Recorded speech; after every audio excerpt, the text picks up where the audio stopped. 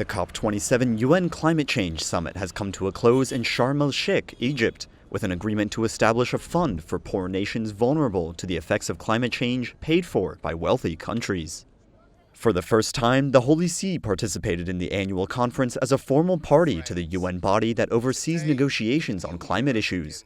The Holy See also acceded to the 2015 Paris Agreement in October to give its moral support to states responding to the challenges posed by climate change to humanity and our common home.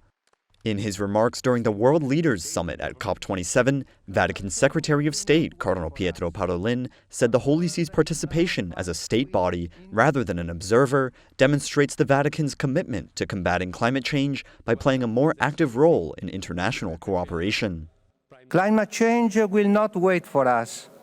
Our world is now far too interdependent and cannot permit itself to be structured into unsustainable, isolated blocks of countries. Our political will should be guided by the awareness that either we win together or we lose together.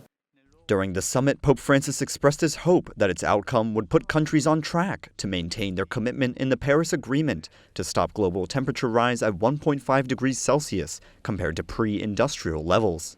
Auspico che si facciano passi in avanti con coraggio, determinazione nel solco tracciato dell'Accordo di Parigi.